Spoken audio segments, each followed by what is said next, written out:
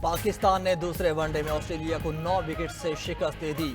शाहीनों ने 164 रन का हदफ 27वें ओवर में हासिल कर लिया। ओपनर साइम अयूब और अब्दुल्ला शफीक की उम्दा बैटिंग, दोनों ने 137 रन की पार्टनरशिप बनाई। साइम अयूब 5 चौकों और 6 छक्कों की मदद से 82 रन बनाकर आउट हुए।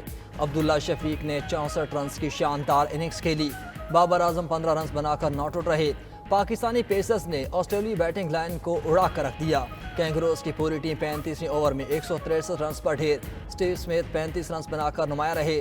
जोश इंग्लिस 18, अरुण हॉर्डी ने 14 रन बनाए। Glenn Maxwell 16, PAT Cummins 13 run बनाकर आउट हुए। 3 मैचेस की सीरीज में 1-1 से बराबर कर दी।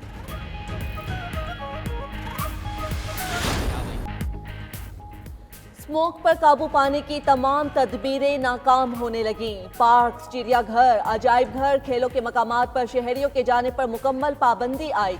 जारी नोटिफिकेशन के मुताबिक 17 नवंबर तक लाहौर, गुजरांवाला, मुल्तान और फैसलाबाद डिवीजन में पाबंदी का इतलाक रहेगा। लाहौर समेत पंजाब के मुख्तलिफ शहरों में स्मोक का राज। मुल्तान में स्मोक खतरनाक सूरत हाल इख्तियार कर चुकी। मुल्तान दुनिया के आलूदा तरीन शहरों में पहले नंबर पर आ गया।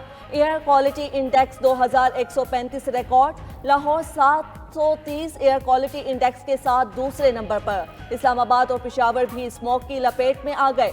आलूदा फजा में सांस लेना इंसानी सेहत के लिए खतरनाक बन चुका। लाहौर हाई कोर्ट का स्मोक की रोकथाम के लिए पंजाब में मार्केट्स रात 8 बजे बंद करने का हुक्म। स्मोक और माहौलियाती आलूदगी के तदारुक से मुताल्लिक केस की समाअत। अदालत का पंजाब भर में इतवार को मार्केट्स मुकम्मल बंद रखने का भी हुक्म। धुआं छोड़ने वाली गाड़ियों के खिलाफ क्रैकडाउन करने की हिदायत। जस्टिस शाहिद करीम ने दौरान समाअत रिमार्क्स में कहा, डॉल्फिन पुलिस भी ट्रैफिक पुलिस के साथ मिलकर कार्रवाई करे। एडवोकेट जनरल स्मोक से मुतालिक सरगर्मियों को मॉनिटर करेंगे। 11 बजे के बाद गाड़ियां आती हैं, उनसे धुआं निकलता है जिसकी कोई हद नहीं। काश अफसर बाहर निकल कर देखें कि क्या हालात हैं। कमिश्नर और डिप्टी कमिश्नर्स अपने अपने अजला के दफातर में बैठे रहते हैं। क्या इन अफसरान की जिम्मेदारी नहीं कि वो बाहर निकल कर देखें?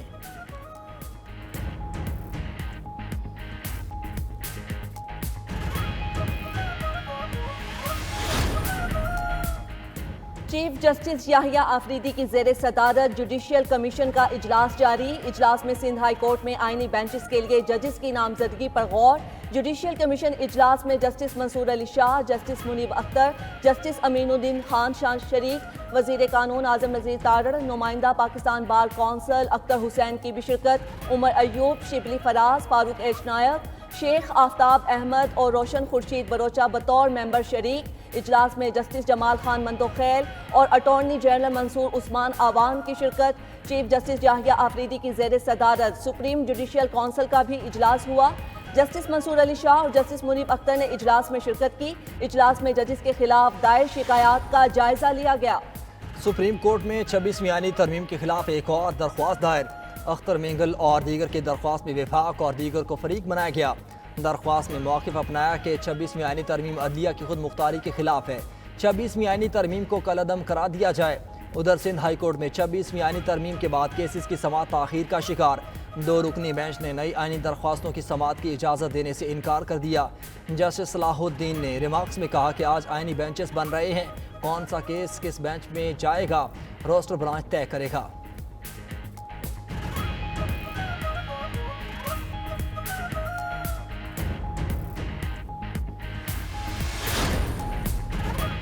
बानी पीटीआई की 9 मई के 4 मुकदमात में जमानत मंजूर। इंसदादे दहशतगर्दी अदालत लाहौर के जज अरशद जावेद ने महफूज फैसला सुनाया।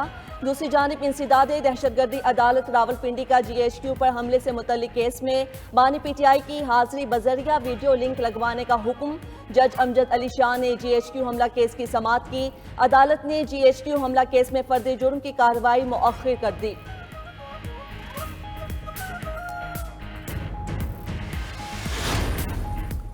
इस्लामाबाद हाई कोर्ट का मंगल को बानी पीटीआई से पार्टी रहनुमाओं की मुलाकात कराने का हुक्म। जस्टिस सरदार एजाज इसहाक खान ने तौहीनी अदालत की दरख्वास्त निपटा दी। दौरान समाज सुप्रिटेंडेंट अडियाला जेल ने कहा कि हमारे डॉक्टर दिन में 3 मरतबा बानी पीटीआई का चेकअप करते हैं। मुलाकात मंगल और जुमेरात को तय है। हम तो हमेशा अदालती अहकामात पर अमल करते हैं।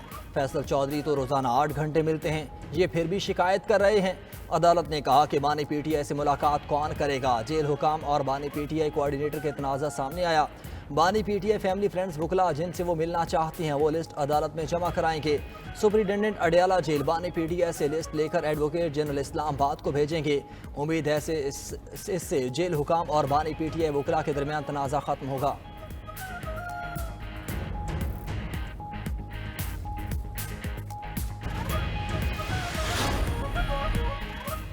पीटीआई ने इजाजत न मिलने का बहाना बनाकर जलसा मंसूख किया। वफाकी वजीर इत्तलात अता तारड़ कहते हैं तहरीक इंतिशाल अपनी रविश पर कायम है। कोयटा में पीटीआई को नाकामी का डर था। कोयटा में जलसे का मकसद एनआरओ का हसूल है। वजीर आजम 10 नवंबर को सऊदी अरब रवाना हो रहे हैं। COP29 के इजलास में भी शिरकत करेंगे।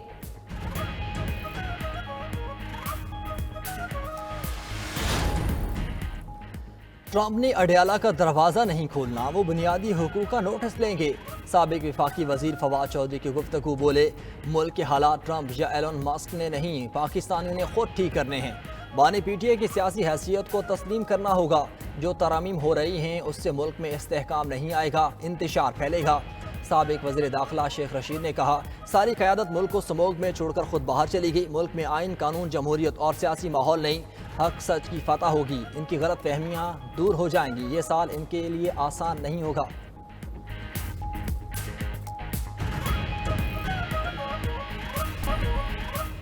मेजर जनरल मोहम्मद शमरेज ने रेंजर सिंध के नए डायरेक्टर जनरल का ओहदा संभाल लिया। तर्जुमान रेंजर सिंध के मुताबिक रेंजर्स हेडक्वार्टर्स में एक पुरवकार तकरीब का इनेकाद किया गया। मेजर जनरल अजहर वकास ने रेंजर सिंध की कमान मेजर जनरल मोहम्मद शमरेज के सुपुर्द की।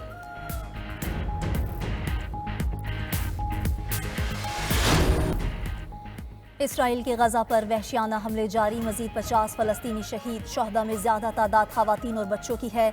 गजा में शहदा की मजमूई तादाद 43,469 हो गई। 1,25,000 से जायद जख्मी। सेहोनी फोर्सेस के लबनान पर भी हमले तेज, 53 अफराद शहीद, दर्जनों जख्मी हो गए। इसराइली फजाइया ने बैरूत और जनूबी लबनान के इलाकों को निशाना बनाया। दूसरी जानब इसराइल का अक़वाम मुत्तहिदा की अमन फौज पर एक बार फिर हमला। मलेशिया के 6 फौजी जख्मी हो गए। पूरा गजा कब्रिस्तान बन चुका। अनरवा के अहलकार ने गजा का आंखों देखा हाल बता दिया। वीडियो शेयर करते हुए कहा घर, मसाजिद, स्कूल और रिहायशी इमारतें सब ज़मीं बोस हो चुके। इसराइल का जदीद जंगी तैयारों के हुसूल के लिए अमरीकी कंपनी से मुआहिदा। मुआहिदे के तहत इसराइल अमरीकी कंपनी बोइंग से 25 जदीद F-15 जंगी तैयारे हासिल करेगा। 15 तैयारों की फ्राहमी 2031 में शुरू होगी। हर साल 4 से 6 तैयारे फ्राहम किए जाएंगे। इसराइली वजारत दिफा के मुताबिक नए तैयारे ज़्यादा तवील परवास कर सकेंगे, ज़्यादा गोला बारूद ले जा सकेंगे। दूसरी जानिब मकबूजा बैतुल मक़दस से 2 फ्रांसीसी सिफारतकारों की गिरफ्तारी के बाद रिहाई। फ्रांस का इसराइल से शदीद एहतिजाज।